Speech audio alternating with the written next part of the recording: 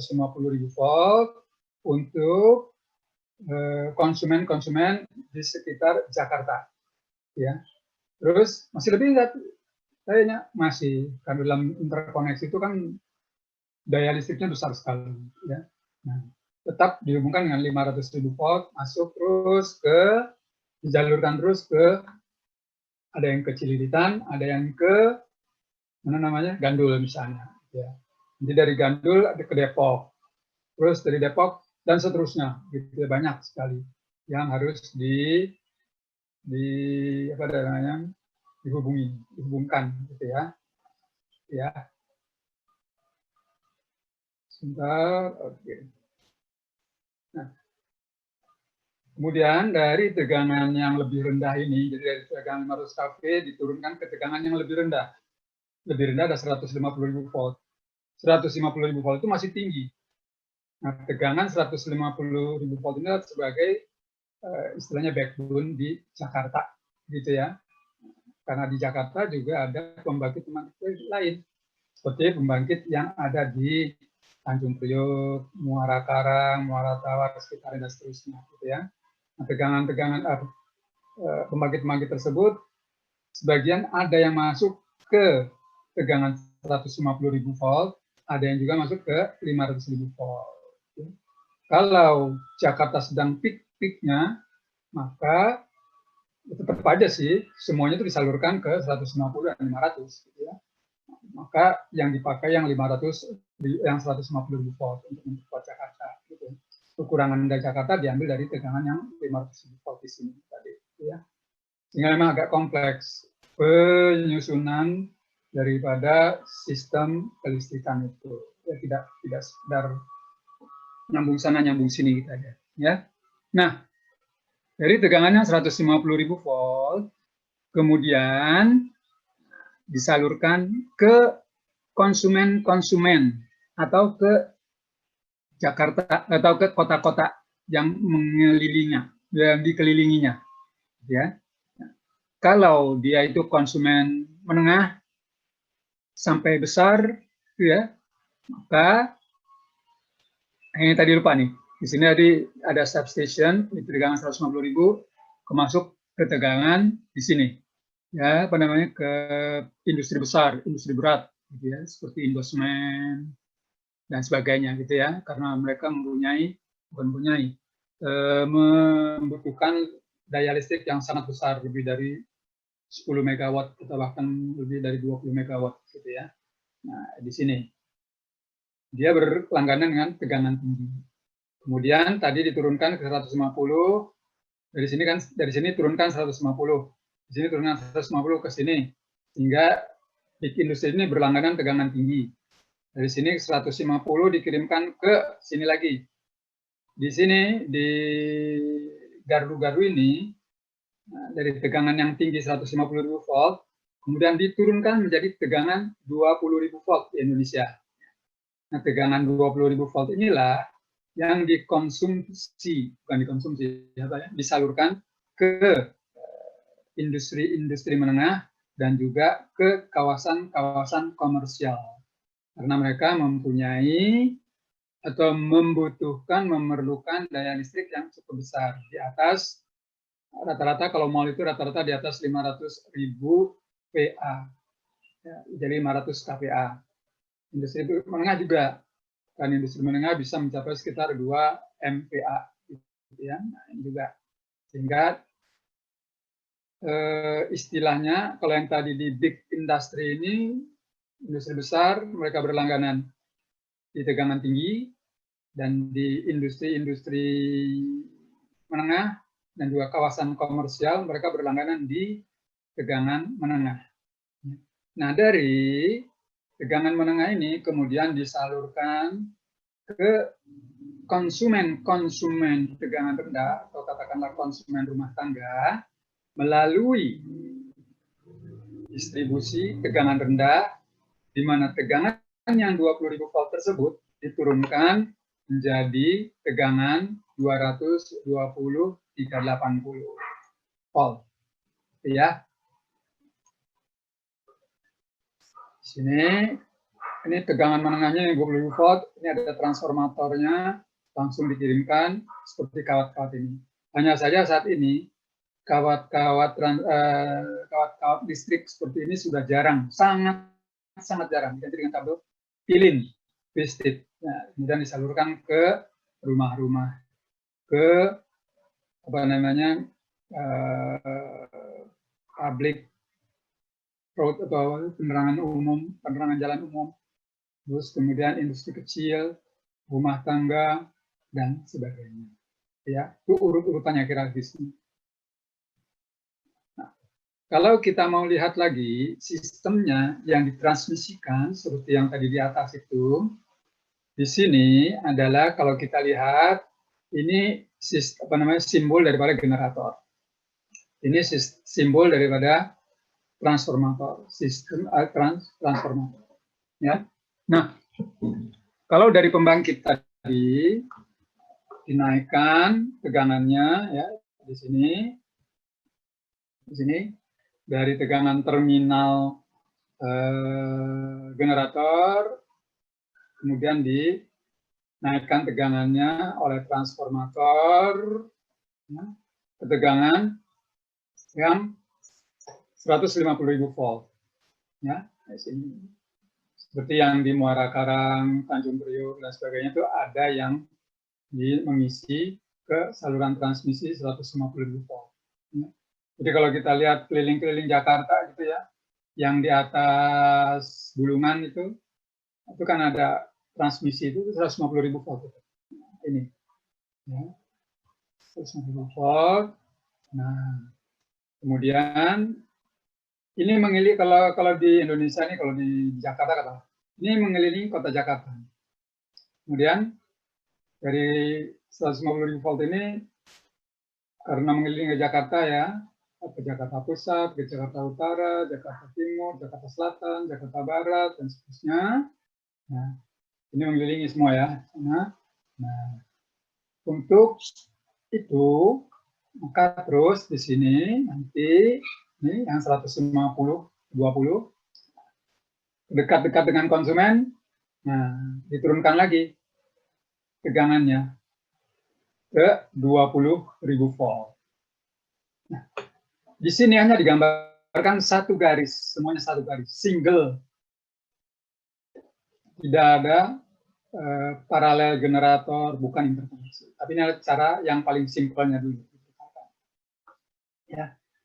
Sebab di sini setelah dinaikkan ke transmisi 150.000 volt, mungkin saja di sini ada cabang juga, ada feeder, gitu ya. Sini ke bawah untuk industri besar. Ini ke atas untuk bukan hanya daerah Jakarta, tapi ke daerah pinggiran-pinggiran Jakarta yang jadi banyak, gitu ya. Ini untuk industri besar. Nah, di sini sampai di sini 150.000 volt diturunkan lagi ke 20.000 volt. Nah, bisa saja yang 20.000 volt ini langsung juga ke industri. Industri apa tadi? Menengah. Misalnya contohnya di Pulau Gadung atau kawasan komersial seperti di Setiabudi, Karet, Kuningan. Itu kan banyak tempat daerah komersial. Itu dikelilingi oleh ini tegangan 150 20 kV. Karena mereka membutuhkan daya listrik yang besar, bisa mencapai 2 megawatt. Ingat ya, semakin tinggi tegangannya, maka arus yang mengalir di kabel atau kawat penghantarnya akan lebih kecil. Hanya saja masalah isolasi. Untuk mengisolasi kawat dari tegangan yang tinggi harus diperhatikan karena butuh biaya isolasi begitu. Ya. Ini di sini gambaran transmisi 150 ke 20.000 volt. Sebenarnya di sini bisa diganti nggak nih? Bukan generator, bisa diganti nggak ini? Nah, ada yang tahu nggak? Diganti dengan apa di sini? Input ke trafo 150 20 kV. Ada yang tahu nggak? Raka Iqbal. Tahu nggak? Di sini kita dapat dari mana nih selain dari generator? Tahu, Raka?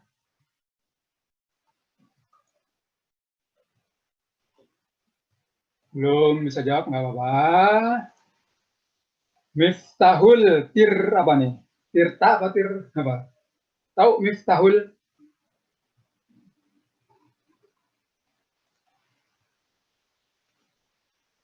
Oke. Zulfikar Hanif.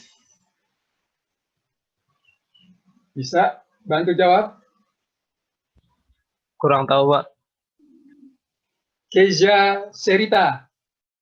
Tahu? Kalau ini nggak ada, dari mana dia dapat listrik? Oke, kalau belum ada yang tahu ya. Sebenarnya kalau kita perhatikan tadi di sini, nih, ini tegangan tinggi, tegangan terminal dari apa namanya generator atau pusat pembangkit dinaikkan ke tegangan yang lebih tinggi, nih, di transmisi. Kalau dia misalnya 500.000 volt, masuk ke substation yang menurunkan tegangan dari 500 ke 150, ya. Nah, dari 500 ke 150.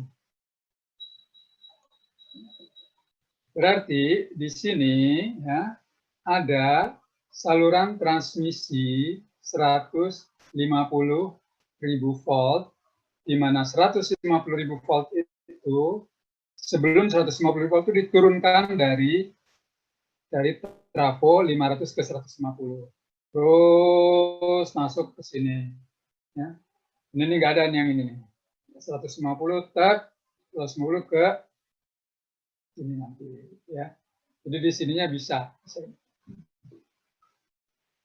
Jadi bisa diturunkan ke 150, 200 dari 150 ke dari 500 ke 150. Ya, di sini ada trafo 500 ke 150, di sininya 150 ke 20. Kenapa saya katakan demikian? Yang harus diperhatikan adalah bahwa sini adalah transmisi, di sini adalah distribusinya. Oke ya.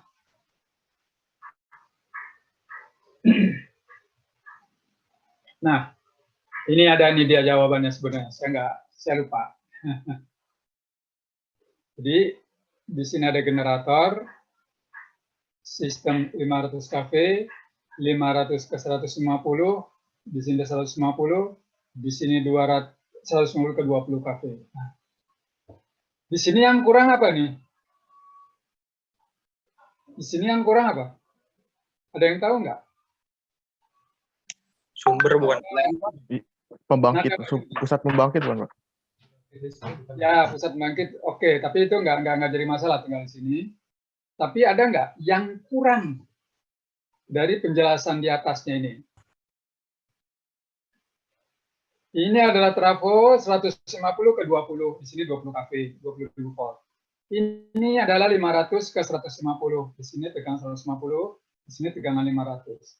Di sini apa? 500.000 volt kan? Dari berapa dia? Oke, tadi yang saya sebutkan, saya sampaikan, bahwa itu adalah dari tegangan terminal apa? Generator dinaikkan tegangannya menjadi 500.000 volt. Jadi sini sebenarnya ada tegangan terminal generator garis miring 500 kV. Adapun tegangan terminal trafo generator yang terakhir saya belum tahu, tapi yang biasa ada 13.800, 2.500 dan sebagainya. 13.800 itu biasanya di Amerika, 2.500 Eropa dan sebagainya. Ini banyak lah ini ya. Gitu ya. Jadi di sini sebenarnya kurang. Kemudian ada yang tahu nggak? Y itu apa? Y garis miring Y. Atau bintang. Nah, di sini adalah hubungan lilitan transformator maupun generator. Karena dia 3 fase, setiap fasanya itu mempunyai 2 kawat, masuk dan keluar, masuk keluar, jadi ada 3, jadi ada 6 kawat, ya 3 fase. Salah satu ujung-ujung dari fasa yang ada itu kalau Y itu langsung dihubungkan di satu titik. Jadi kalau delta maka akan dibentuk dari A ke B, B ke C, C ke D. Gitu ya. Nanti kita bicara tentang nanti itu kalau kalian belajar di ini yang lain. Jadi sini kalau tadi yang atas ini adalah hanya 150.000 volt saja, kalau yang ini adalah dari 500 kV atau 500.000 volt dari terminasi. Nah, ini juga sudah dijelaskan tadi, berfungsi menyalurkan tenaga listrik dari pembangkit atau dari gardu induk ke gardu distribusi dan atau ke pelanggan. Nah, di sini ada kata-kata dan atau pelanggan. Karena dari gardu induk ke gardu distribusi tegangan menengah itu bisa ke pelanggan. Terus dari gardu distribusi tegangan menengah ke gardu distribusi tegangan rendah, dari tegangan menengah ke gardu distribusi tegangan rendah, tegangan yang biasa kita pakai itu 220-380, terus ke pelanggan rumah tangga ataupun pelanggan dengan kapasitas maksimum 200.000 PA atau 200 kPa. Nah, kemudian gardu distribusi ke pelanggan dengan energi, tegangan, dan frekuensi yang sesuai dengan standar pelayanan yang berlaku. Ya. Saya mau tanya, Rusdi Naufaldia. Rusdi, ngerti ya? Di sini disebutkan sesuai dengan standar pelayanan yang berlaku. Memang berapa sih tegangan di rumah kalian ini yang berlaku lah, tegangan lah, dan frekuensinya? Tahu nggak, Rusdi? Kalau tegangannya 220 volt garis miring 380. Kalau frekuensinya, kalau nggak salah 50 Hz ya, Pak? Nah, betul ya. Tegangannya adalah 220-380 dan frekuensinya adalah 50 Hz ya. Sesuai dengan standar pelayanan yang berlaku. Tapi maksudnya apa? Standar pelayanan yang berlaku. Nah, ini adalah kalau standar pelayanan seharusnya saya katakan ya, kalau kita ingin mempunyai kualitas daya listrik yang baik, maka tegangan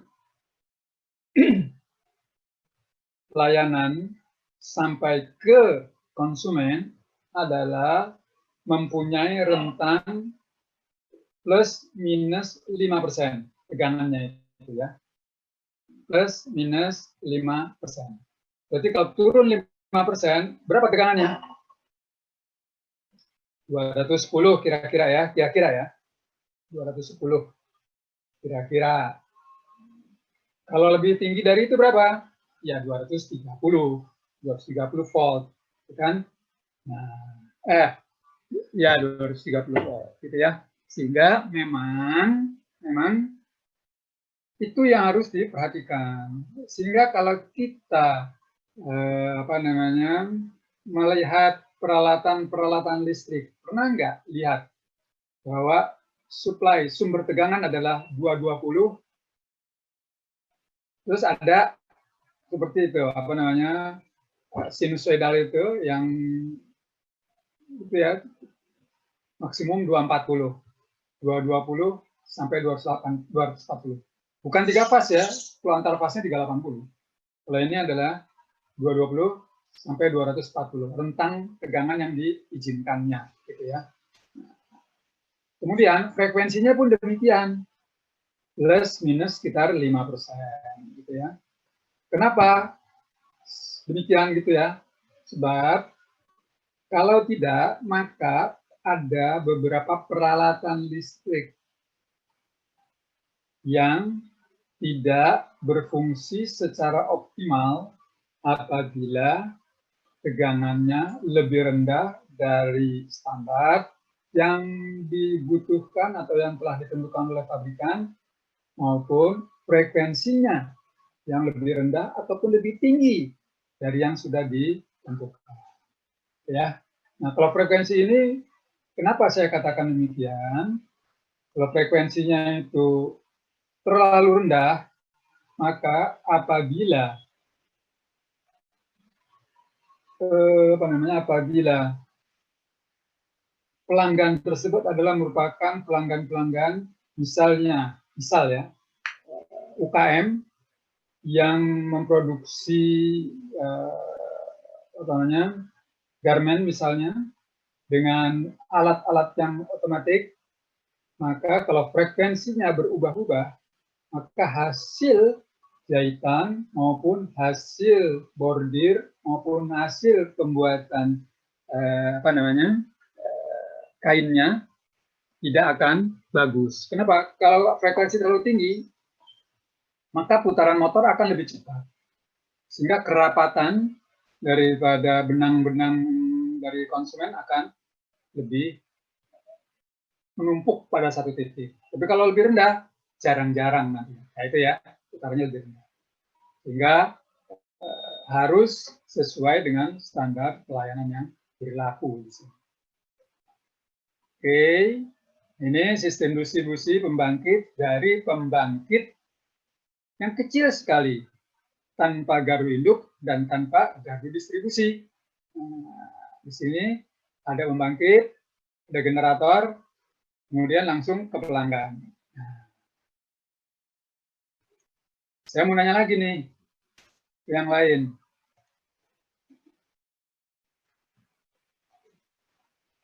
Radiatama. Ada Radiatama. Ada. Di mana ini biasa kita jumpai model-model seperti ini? Kurang tahu deh. Belum tahu, nggak apa-apa. Adinda Sari. Di mana kira-kira nih? Kurang tahu, Pak. Oke. Pak, mau coba jawab. Ya, siapa nih? Muhammad Gavin, Pak. Ya, apa coba? Di ini nggak apa-apa, pelosok gitu. Ya, Kita desa. di daerah-daerah yang belum terlistriki oleh yang belum dilistriki, bukan terlistriki, yang belum dilistriki oleh perusahaan listrik negara. Sehingga masyarakat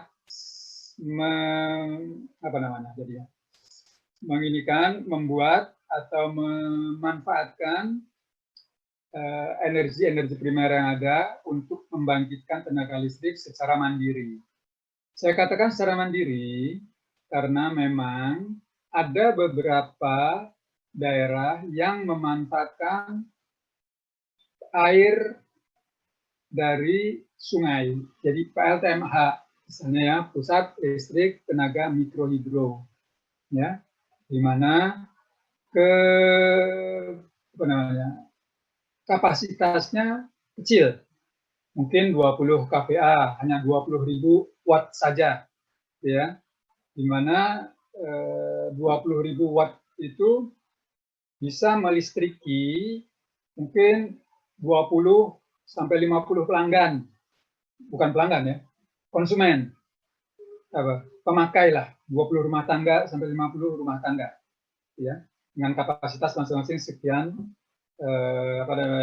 mungkin 200 VA, 500 VA dan sebagainya, ya. Dan itu tidak perlu dinaikkan tegangannya. Kenapa? Karena letak daripada pemakai tenaga listrik atau katakan konsumennya itu tidak jauh, ya paling beberapa ratus meter saja, 300 meter, 200 meter dari tempat listrik itu dibangkitkan di PLTMH-nya. Sehingga langsung dari generator masuk ke mana? Ini ke panel ya istilahnya di sini. Ada panel, kemudian ada apa? Ada MCB lah katakanlah kalau kalian lebih kenal mungkin ya. Ada switch, ada saklar di sini besar, untuk sampai 20.000 VA misalnya, atau 20 VA, kemudian disalurkan ke konsumen A, konsumen B, konsumen C, terus sampai 20 misal ya. Nah, atau ini tidak hanya ke satu arah jurusan, bisa juga ke arah sana, ini ke arah yang lurus misalnya, ini ke arah selatan, ini ke arah utara misalnya gitu ya. Di sini ada 3 switch untuk masing-masing jurusan. Nanti di rumah tangga sendiri ada juga panel-panelnya sendiri. Ya, jadi ini adalah langsung. Sehingga dikatakan sistem distribusi dari pembangkit kecil sekali, tanpa GI dan tanpa gardu distribusi. Nggak ada gardunya, ada cuma panel pembagi aja. Nah, kemudian ada juga daerah-daerah terpencil yang tidak mempunyai sumber daya primer yang alami. Yang alami itu maksudnya seperti PLTMH, air gitu ya, nggak punya. Yang ada mungkin hanya matahari, misalnya angin, itu juga bisa. Hanya kalau angin nanti di sini bukan matahari bukan begini, sama lain ya. Kemudian ada juga diesel. Kalau dia dekat dengan, dia terpencil tapi dekat dengan apa ya istilahnya, pelabuhan-pelabuhan gitu ya, yang mempunyai yang bisa menginikan listrik, mendistribusikan bahan bakar. Nah, ini contohnya adalah seperti di daerah Papua, terus kemudian dulu, sekarang sudah berubah ya, sekarang dulu di Bangka Belitung juga dulu masih pakai diesel, tapi dieselnya itu dihubungkan secara interkoneksi di kota tersebut. Jadi kalau di daerah-daerah seperti ini suatu pulau tertentu itu pakai diesel juga, tanpa GI dan tanpa GD. Contoh ada di Kepulauan Seribu, itu ada yang masih memakai seperti ini, ya, tapi swadaya, dan itu listriknya hanya hidup dari jam 6 sore sampai jam 10 atau jam 12, atau ada juga yang sampai jam 6 pagi, dan itu mati. Ya. Nah, kalau ini adalah sistem distribusi dari pembangkit kecil, hanya tanpa GI, tapi ada gardu distribusinya. Di sini pembangkit, ada pembangkitnya ya. Kemudian di sini trafo pembangkit, kirimkan ke 20 kV, kemudian diturunkan ke tegangan rendah. Nah, di sini ya, ada distribusi. Di sini nih dikirimkan dari pembangkit ke pusat beban memakai tegangan 20.000 volt. Ini bisa dilakukan apabila jarak antar gardu tersebut ini ya, yang efektif, saya katakan yang efektif dan efisien. Yang efektif dan efisien itu mencapai 8 km. Hanya 8 km. Tetapi ada juga di beberapa tempat, ya, yang jaraknya mencapai 12 km. 12 km. Akibatnya apa, Ivan? Hans Schilder. Akibatnya, Ivan, kalau lebih dari sini, akibatnya apa?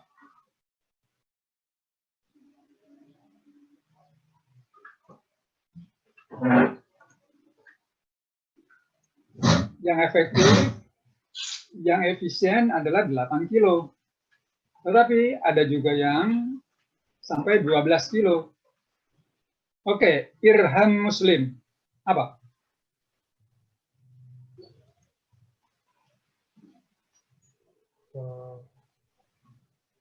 Kurang tahu, Pak. Kurang tahu. Zahran Mizuya. Tahu nggak apa kira-kira? Kurang tahu. Kurang tahu. Apa ya?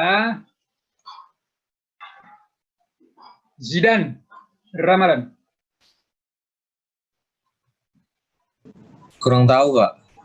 Sebenarnya kalau kalian menyimak dari awal, dari mulai transmisi, kalian akan bisa jawab itu.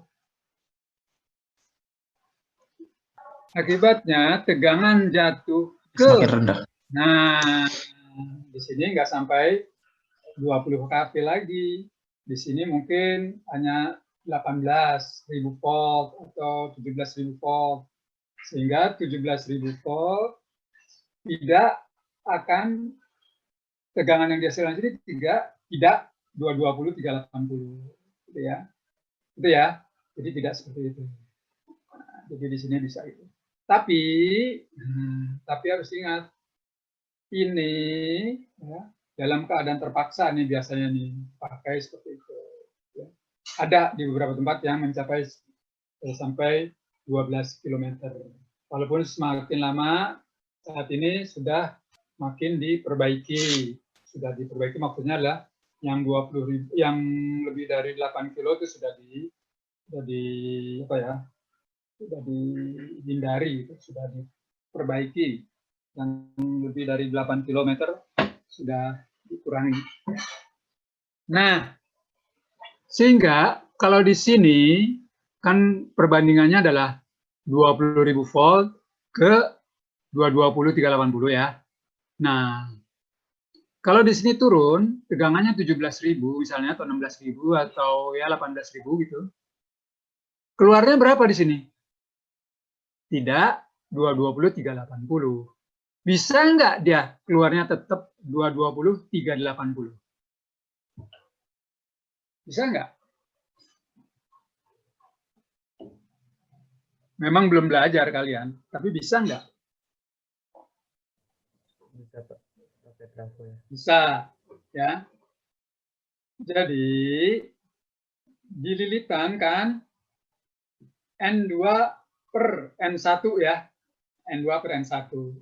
Kalau N2-nya lilitan di sekundernya 2 kali dari lilitan primernya, maka tegangan yang di output adalah 2 kali tegangan inputnya. Kalau tegangan inputnya 1000 volt, N2 per N1-nya atau lilitan sekundernya itu 2 kali lebih banyak, maka tegangan yang keluar adalah berapa? 2000 volt. Itu kan ya? Itu di fisika, di SMA ada itu. Saya sudah dapat waktu saya belajar SMA dulu.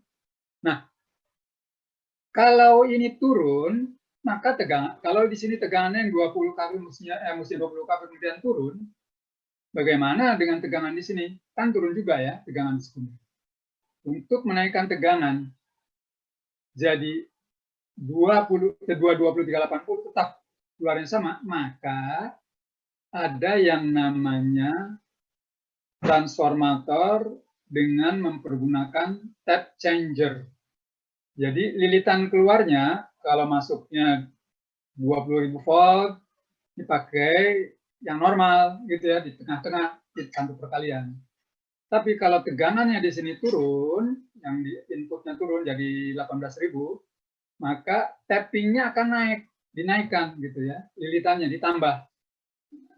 Di tappingnya tuh ditarik keluarnya, di sini ada outputnya lagi nih. Outputnya itu bukan hanya satu terminal, tapi ada beberapa terminal. Jadi kalau dirasakan nanti turun, bisa disambungkan ke yang ininya lilitannya lebih tinggi lagi. Itu ya, lebih banyak lagi, sehingga tegangannya bisa tetap 220 380. Tapi tidak boleh terlalu turun juga, karena di sini akan jadi nggak mampu nantinya, ya lilitannya jelek malah, ruginya akan jadi besar sekali, ya. Nah, di situ ada, kalau di sini tegangannya turun sampai sekian persen, maka ini harus naik berapa. Tapi itu kalau kita mengerjakannya secara manual. Wah, diperkirakan sampai sekian kilometer turun ini, sehingga di sini harus pakai lilitan yang sekian. Oke, itu bisa. Tapi ada juga transformator yang mempunyai namanya online tap changer. Istilahnya OLTC, online load tap changer. Jadi tergantung dari kebutuhan. Online tap changer. Jadi kalau tegangan yang turun, di sini otomatis langsung naik dia ke lilitan yang lebih banyak. Kalau tegangannya sini naik lagi, otomatis tegangannya di sini, tabnya akan diturunkan. Oke, itu hanyalah sekedar pengetahuan saja, karena itu sudah menyangkut ke masalah konten dari tenaga listrik, gitu ya. Oke, sekarang dari gardu induk ke gardu distribusi. Ini ada gardu induk nih. Gardu induk tadi itu kan ada di sini sebetulnya nih. Ya, sini nggak ada kan gini. Nah, sorry. Oh, ini nggak ada ya. Ini tanpa GI. Oke. Di GI itu sebenarnya kalau kita lihat yang ke atas lagi di sini. Nah, di sini GI. Ini GI juga. Ya. Nah, oke ini dari gardu induk ke jaringan distribusi 20.000 volt. Ya, 20.000 volt. Yang tadi saya katakan, kalau di sini tadi ini jarak ke sini itu, ya, yang 20 kV di sini nih, distribusi TM ini, dan jaraknya 8 kilo. Nah inilah juga sama nanti ini.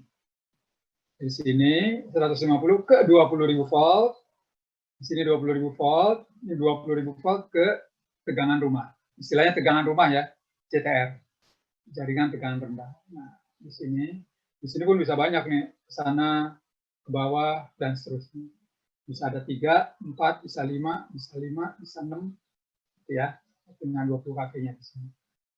Jaringan distribusi tegangan. Terus di sini ada ininya lagi. Masing-masing punya trafo seperti ini. Ya. Sebab ini bahkan dari GI ini dari sini ya bisa saja dia 150 tegangan di sini. Di sini tegangan 150-nya diturunkan ke tegangan 20 kV. Ya.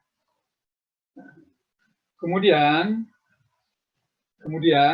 di sini nih tegangan distribusi ke pelanggan-pelanggan.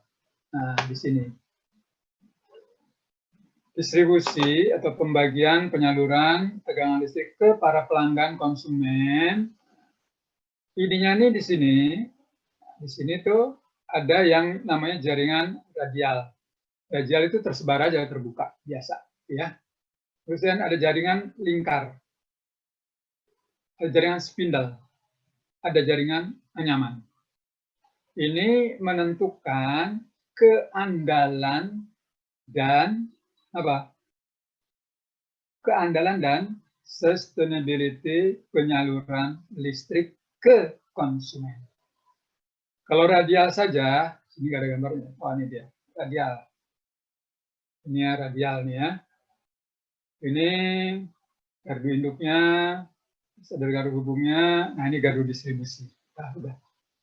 Dari GI, gardu distribusi. Nah, sini nih. Ini yang satu ini dengan yang ini tidak terhubung ya, ini beda. Ini salah satu contoh lain lagi. Ya, ini gardu distribusi ini gardu hubungnya ya. Nah, kalau ini kita GI, ini GI di sini, GI gardu induk. Nah, ini adalah gardu distribusi. Ini gardu distribusi, ini gardu distribusi. Dari sini ke sini, ini di GI-nya ini tegangan sudah diturunkan dari 150 ke 20. Di sini 150 ke 20. Sehingga di sini tegangannya adalah 20.000 volt semua nih. 20.000 volt semua. Sehingga kalau akan disalurkan, dikirimkan ke rumah, maka dia akan melalui gardu distribusi. Di sini yang 220 380. Ini 220 380. Ini 220 380 nih keluarnya outputnya semua. Ini adalah namanya apa? Gardu distribusi radial sebenarnya, ya. Sampai sini ya, tapi sampai sini dulu nih. Yang pojok ini jangan dilihat. Atau boleh juga seperti ini, tapi ini nggak kurang jelas. Ya. Sampai sini. Ya. Nah, kemudian ada lagi nih gardu distribusi ke sana, 220 380. Ini pun demikian, 220 380. Ya. Nah, kemudian ini ada dua nih, dari gardu ini ke gardu yang ini. Apa maksudnya? Nah, ini sini Dari sini 20.000 volt, terus 20.000 volt masuk ke sini, transformator keluar 220, 380. Tapi di sini sebenarnya si kabel 20.000 voltnya ini selain masuk ke dalam transformator, tapi ada juga yang tidak masuk ke transformator. Jadi ada terminal. Sudah terminal masuk, kemudian ada dua, yang satu masuk ke trafo, satu lagi keluar. Masuk ke gardu ini. Ini pun demikian juga gitu. Maksudnya apa ini? Maksudnya adalah apabila terjadi gangguan di salah satu gardu, ya, misalnya di tempat mana gitu ya, itu maka listriknya itu yang di sini, bukan yang di sini, itu. Maka ini bisa misalnya di sini ada gangguan, bisa tetap dilayani. Gitu ya. Kelebihan beban, kekurangan beban itu masih bisa kalau ada gangguan mati ya mati, tetap ya di sini mati, di sini ada gangguan ya, der korslet, hubung singkat, semua mati. Di sini ada gangguan, ceger, sini mati, yang sini hidup. Di sini ceger, sini hidup, sini mati. Ya, itu. Kalau yang di sini ya sama. Ini hanya untuk penambahan kapasitas untuk melayani beban-beban yang ada. Kalau ini adalah sistem melingkar. Ini sebenarnya sama dengan ini nih ya. Bukan?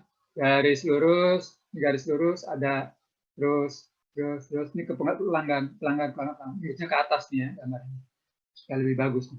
Tapi di ujung-ujungnya, di ujung ini, kalau ini nggak ada switch, kalau di sini ada switch. Tapi di sini, kalau ada gangguan di sini misalnya, sini ada gangguan. Kalau di sini ada gangguan, maka listrik di sini akan terputus. Ya, di sini terputus nih. Yang ini tetap dapat. Jadi di sini tetap putus di sini. Untuk itu maka dilakukan pojoknya sini nih dari saluran yang lain dihubungkan ke sini dengan suatu switch. Sehingga kalau di sini ada gangguan jebret, putus, nah ini masih tetap bisa hidup dengan suplai listrik dari feeder yang lain atau cabang yang lainnya, ya. Kemudian spindle sebenarnya sama dengan ini. Ada nggak spindle di sini? Oh, ini ada spindle. Tapi di sini katakan spindle ya. Ada spindle. Kalau ini konfigurasinya ini yang ya. Di sini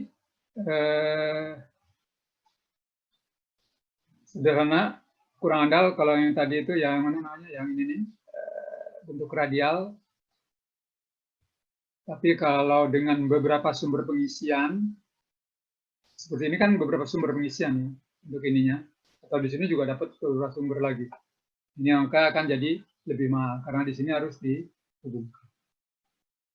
Kalau ini adalah seperti ini, ya.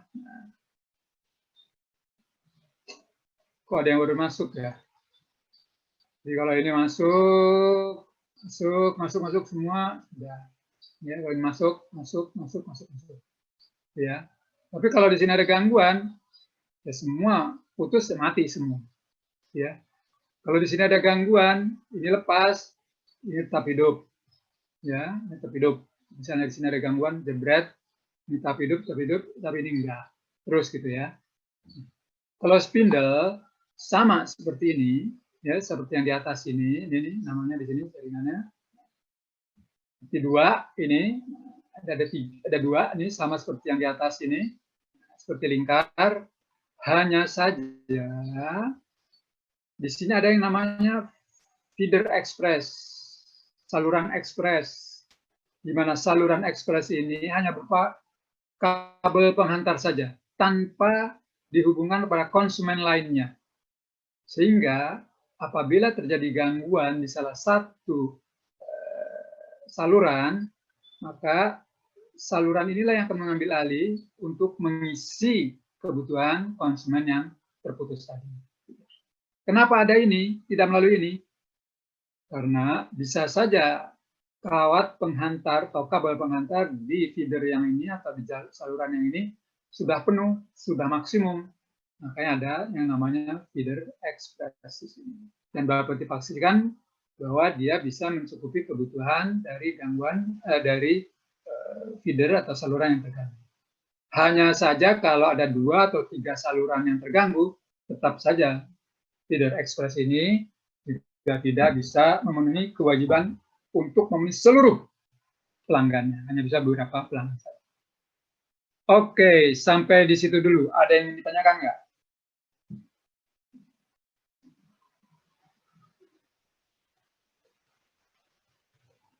Nah, sekali lagi, ini tadi belum saya lupa nih kecepatan nanti ya di sini. Konfigurasi pada sistem distribusi tegangan menengah, ya terus saja yang sederhana, paling sederhana lah radial. Secara teknis dan ekonomis itu memenuhi syarat, hanya saja jaringan seperti ini akan menyebabkan saluran tersebut kurang andal atau tidak andal. Tapi sederhana. Kalau dengan beberapa pengisian, maksudnya pengisian adalah di sini ini nih diisi dari gardu induk yang lain. Dari 150 ke 20 kV-nya. Di sini 20 ke ini. Ini dari 150 ke GI 150 ke 20. Ini 20 kV semua. Ini 20 kV semua. Ada lagi masukan dari sini. Ada masukan lagi dari sini. Jadi ada 3 masukan.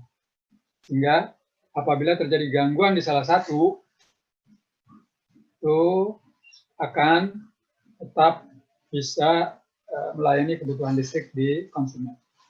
Contohnya di Jakarta adalah ada daerah yang namanya zero trip atau tidak boleh padam sama sekali. Seharusnya. Dan itu mempunyai beberapa pengisian. Pengisian maksudnya ada beberapa, kalau kita ini kan ada dari gardu karet, ada dari gardu Setiabudi, ada dari gardu mana lagi gitu ya, beberapa. Kemudian ada juga sistem yang dari Gambir dan sebagainya gitu ya. Seperti contohnya Istana atau kalau dulu namanya Binagraha gitu ya. Nah, itu terdapat beberapa sumber pengisian, sehingga apabila satu gagal, yang satu masih bisa membackup. Gagal lagi, masih bisa di backup lagi. Gagal lagi, ada lagi. Gagal semuanya, masih ada generator mandiri di situ, ya, sehingga tidak mengalami pemadaman total di tempat tersebut. Tapi pernah nggak mengalami padam total? Pernah. Walaupun sudah di backup demikian banyak, tetap saja yang namanya zero trip atau zero gangguan, gitu ya, tetap aja ada yang pernah terjadi karena tidak ada pemeliharaan atau salah penyetelan dari waktu-waktu pemutusan dari sirkuit breaker-nya, gitu ya. Oke, ada yang mau nanya nggak? Silakan. Ada yang ingin ditanyakan nggak?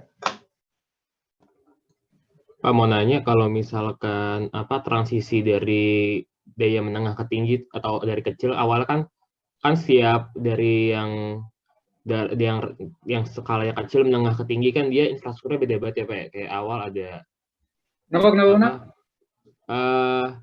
kalau misalkan transisi, misalkan awalnya ada desa gitu lama-lama ke kota, itu buat zaman sekarang gimana ya Pak? Kan tadi kan juga sekarang kan mulai banyak tuh katanya juga di daerah-daerah yang belum ada pembangkit gedenya, mereka buat pembangkit kecil sendiri kayak misalnya mikrohidro atau misalkan tenaga surya gitu. Nanti kedepannya integrasinya sama yang gede gimana ya Pak? Itu yang jadi penelitian saat ini ya. Nah, biasanya saat ini sama saja, nggak ada masalah apapun juga. Dan bahkan saat ini ya lebih dikembangkan kepada pembangkit listrik terdistribusi atau tersebar. Maksudnya adalah bahwa masyarakat diminta untuk juga berpartisipasi dalam pembangkitan green energy, ya. Nah, tapi kalau tadi pertanyaannya bagaimana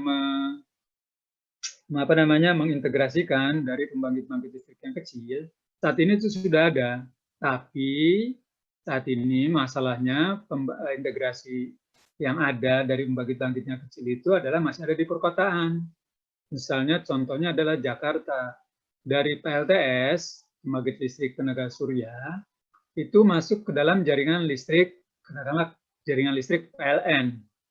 Tetapi dalam hal ini PLTS tersebut kan hanya beroperasi pada hari cerah dan siang hari. Kalau mendung pun dia sudah turun, ya tegang. Sehingga konsumen listrik tersebut yang mempunyai pembangkit listrik mandiri seperti PLTS tersebut, yang istilahnya namanya on grid, nama istilahnya ya, yang dimasukkan dalam jaringan, yang disambungkan ke dalam jaringan listrik PLN, maka pelanggan tersebut mempunyai insentif.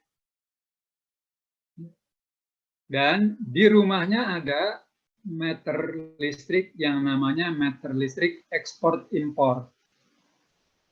Kan kalau PLTS malam nggak hidup ya, dia pakai listrik dari PLN.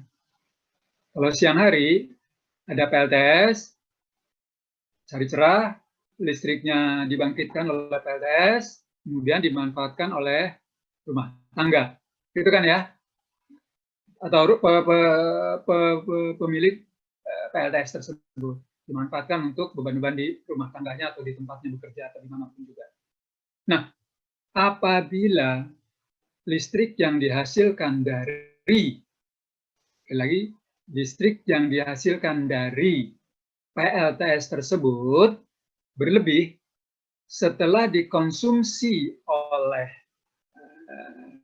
konsumen tersebut, konsumen itu sendiri, masih ada lebihan listriknya lagi. Misalnya PLTS-nya adalah 2 kVA atau 2000 watt, misalnya 2000 volt ampere, 2000 VA ya. Nah, pemakaian listriknya pada siang hari di rumah tersebut hanya 1000, kan bisa ada lebih 1000 ya. 1000-nya diapain ini? Dibuang aja atau gimana? Enggak. Itulah namanya on grid, masuk ke dalam jaringan listrik PLN. Nah, itu disalurkan kepada PLN. Nah, disalurkan kepada PLN, nanti PLN akan membayar berapa banyaknya listrik yang dikirim oleh PLTS ke PLN, itu dibayar, dan berapa listrik yang dikonsumsi oleh konsumen dari PLN. Ya, misalnya gini, sebulan si konsumen tersebut mempunyai atau memakai listrik sebesar 100 kWh. kWh. Ini beda dengan 1000 VA. Nah, kalau selama 1 bulan tersebut si konsumen memakai listrik PLN-nya adalah sebanyak 70 kWh, sebenarnya dia memakai 100 kWh, tapi yang dia beli dari PLN adalah 70 kWh. Kenapa? Karena yang 30 kWh lagi dia apa? Dia pakai dari PLTS. Ya? Nah itu. Jadi dia supply ke PLN 30 kWh, dan dia ini kan adalah bukan 30. Yang disuplai ke PLN nggak tahu berapa nanti. Yang dia pakai sendiri adalah 30 kWh dari PLTS-nya. Yang dari PLN dia pakai 70 kWh. Dan dia masih mempunyai mempunyai apa? Mempunyai ekspor listrik ke PLN. Besarnya berapa? Ya, dari kalau biasanya dihitungnya adalah 2000 VA, tadi dihasilkan 2000 VA, kemudian dipakai separuhnya itu hanya juga cuma efektif adalah 5-6 jam per hari, nggak mungkin 6 jam, jam orang cuma 4-5 jam, hitung berapa kWh, terus selama sebulan berapa kWh, yang dikirim ke PLN berapa kWh, dan itu. Gitu ya. Jadi nanti dilihat, nanti dari 70 kWh yang dipakai oleh si konsumen, jadi yang dia import dari PLN adalah 70 kWh, tapi yang dia ekspor ke PLN mungkin 20 kWh, itu ya. Nah, itu nanti pemakaiannya adalah, insentifnya adalah dia yang harusnya bayarnya 70 kWh, dia hanya bayar 50 kWh, karena dia ekspor oleh dia ke PLN. Gitu ya. Ada lagi yang mau nanya? Mau lanjut nanya lagi Pak, kan kalau misalkan tadi yang contohnya ekspor yang ekspor impor ya, misal PLTS atau gimana. Nah, sedangkan kalau misalkan tadi yang kita ekspor listrik misalkan dari ke PLN.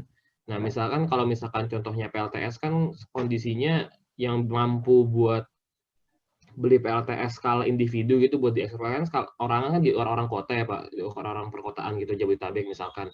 Nah, sedangkan listrik Jabodetabek sendiri sekarang kondisinya itu udah disuplai banyak sama pemakai listrik tenaga uap yang PLTU umum kan, dan itu misalkan semakin banyak orang yang pakai PLTS, takutnya kasusnya kayak di Amerika sekarang gitu, jadi ada duck curve gitu. Jadi istilahnya kalau siang-siang orang-orang pada ekspor semua nih, akhirnya narik listrik dari pembangkit dari PLTU-nya sedikit gitu. Dan dimana kalau PLTU sendiri kan harus yang Bapak bilang di pertemuan minggu-minggu lalu kan harus jalan di kondisi tertentu kan supaya efisien kan.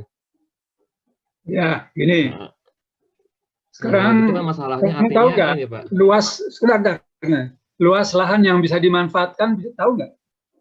Di mana Pak? Apakah semua kan pembangkit listrik rooftop itu yang bisa dimanfaatkan kan nggak semua tempat juga. Semakin besar nggak ada masalah kalau untuk kota-kota besar sebenarnya. Kenapa? Karena dia juga untuk Jakarta apalagi ya, pemilik-pemiliknya itu kan kecil-kecil. Rumah rooftop yang bisa dimanfaatkan juga kecil. Hasilnya listriknya juga kecil. Sehingga sebenarnya tidak terlalu masalah untuk itu ya. Walaupun dia mengekspor ke PLN misalnya gitu ya. Memang akan terjadi seperti yang kamu katakan tadi itu ya. Bagaimana sekarang pemerintah dan PLN ini sebenarnya kamu udah termasuk kita jauh ke sana karena baca-baca itu ya. Itu bagaimana pemerintah dan PLN itu membuat perencanaan yang tepat mengenai pembangkitan. Wah, kalau saya sebutin lagi nanti lebih repot ya. Kenapa nanti sangkan jelekin orang atau apa? Nggak mau. Apakah tepat 35.000 MW? Apakah ini? Nah, itu seharusnya cuma berapa dan sebagainya, itu banyak gitu ya. Nah, karena masalah politis dan sebagainya. Nah, tapi yang jelas bahwa untuk saat ini sampai beberapa tahun ke depan, di mana umur PLTU pun dikatakan masih bisa beroperasi, dan perkembangan dari PLTS yang walaupun sudah semakin ditingkatkan, apakah masih bisa untuk melayani hal tersebut, belum tahu kita ya. Dan satu lagi, PLTS bisa tidak melayani beban fluktuatif walaupun siang hari? Bisa nggak? Beban yang fluktuatif. Industri kan fluktuatif. Rumah tangga pun fluktuatif sebenarnya. Jadi turun naik yang cepat. Kan belum bisa.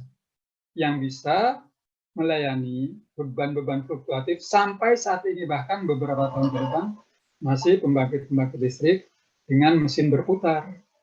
Nah, itu ya.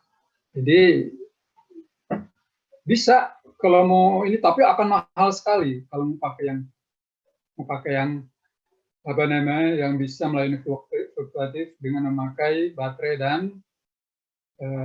inverter lagi. Wah, harga baterai mahal sekali lagi. Jadi investasi dari itu juga pun nggak akan memungkinkan. Kemudian limbah baterai nanti kemana lagi? Wah, banyak panjang urusan ya, seperti itu ya.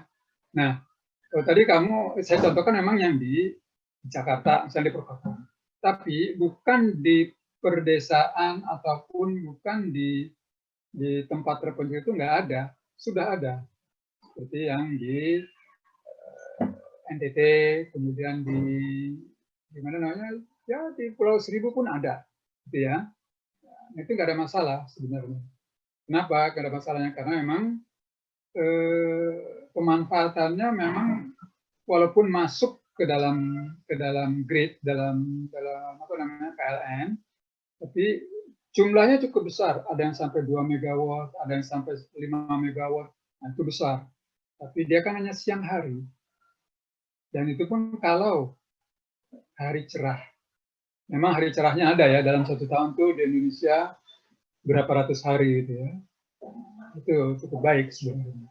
Ya. Jadi ya itu juga yang harus diperhatikan adalah bahwa fluktuasi beban itu juga harus diperhitungkan. Nah, ini banyak penelitian-penelitian mengenai hal ini ya masih terus berlanjut. Jangan sampai nanti kualitas daya tadi yang saya katakan, kualitas daya dari penyedia tenaga listrik menjadi jelek, gitu ya. Kalau ingin kualitasnya bagus, maka modalnya pun harus bagus. Itu ya. Dan seperti yang diketahui ya, insentifnya ini pun tidak lebih besar daripada harga listrik dari PLN, gitu ya. Sehingga belum tentu semua orang walaupun punya uang mau mempergunakan itu. Tapi kalau insentifnya menjadi besar sekali, lebih gede dari kalau kita beli dari PLN, maka mungkin masyarakat akan berbondong-bondong. Ini tergantung dari ininya pemerintah memang. Tidak mungkin hal ini terlepas dari campur tangannya pemerintah. Oke, ada lagi.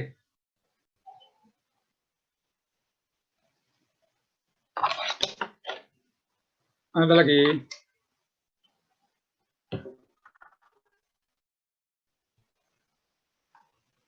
Baik, saya mau ngabsen dulu.